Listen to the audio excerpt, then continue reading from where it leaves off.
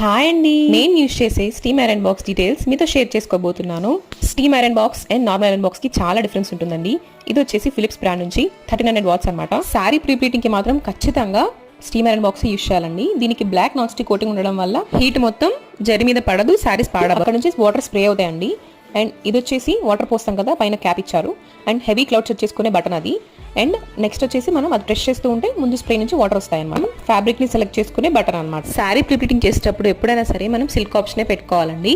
And ఇక్కడ వచ్చేసి మనం మాక్సిమం లెవెల్ వరకు వాటర్ ఫిల్ చేసుకోవాలన్నమాట. స్టీమ్ ఐరన్ బాక్స్ యూజ్ చేయడం వల్ల శారీస్ కి ఏ డామేజ్ ఉండదండి. నార్మల్ ఐరన్ బాక్స్ తో మీరు ప్రీప్లీటింగ్ అస్సలు చేయకండి, జరి పాడడం కానీ లేదా కాలిపోవడం కానీ జరుగుతుంది. అండ్ చేసుకునేటప్పుడు మనం పై బటన్ ప్రెస్ చేస్తా ఉంటే ఇలా వాటర్ స్ప్రే అవుతాయి అనమాట క్లోత్స్ మీద. సో బాక్స్ హీట్ అయ్యే కొద్దీ ముందు నుంచి స్టీమ్ కూడా వస్తుందండి. సో అంతే అండి, ఆ స్టీమ్ తో నీట్ గా క్లోత్స్ అనేవి మనకి ఐరన్ అవుతాయి, ఎలాంటి డామేజ్ లేకోకుండా. సో ఇంత అండి డీటెయిల్స్. నచ్చితే మీ ఫ్రెండ్స్ అండ్ ఫ్యామిలీకి షేర్ చేయండి, సబ్స్క్రైబ్ చేసుకోండి. బాయ్.